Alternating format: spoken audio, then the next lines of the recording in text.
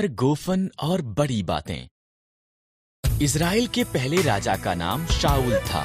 राजा शाऊल ने परमेश्वर की आज्ञा नहीं मानी, इसलिए परमेश्वर ने जहां भी तुम जाओ।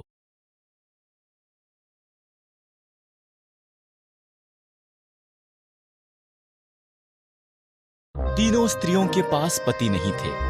जब इज़राइल में अकाल समाप्त हो गया, नाओमी ने घर जाने का फैसला किया। मोआब में ही रहो। उसने अपनी बहुओं से कहा, ये तुम्हारा घर है।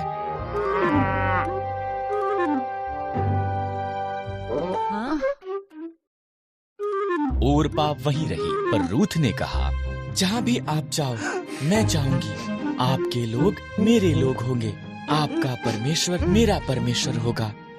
रूथ और नाओमी इकट्ठी वापस इज़राइल को गईं।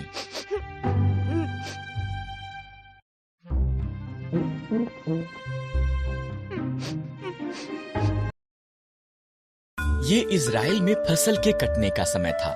नाओमी ने रूथ से कहा कि वो जाकर खेत में काटने वालों के पीछे फसल को बीन ले। खेत एलीमेलेक के संबंधी बोअज का था। बोअज रूथ के पास आया।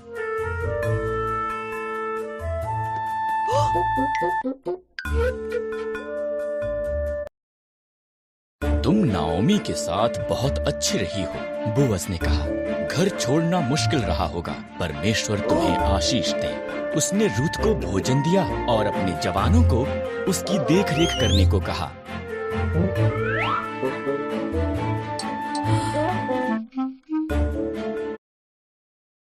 रूथ ने नाओमी को बताया कि क्या हुआ था। नाओमी मुस्कुराई।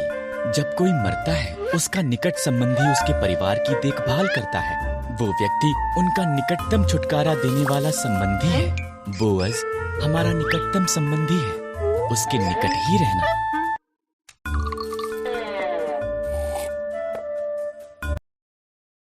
इसलिए रूथ बोअज के निकट रही।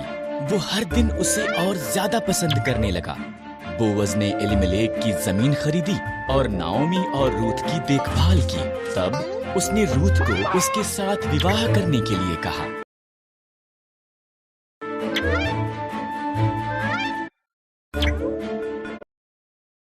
रूथ से एक पुत्र ओबेद पैदा हुआ। ओबेद का पुत्र यिशै था।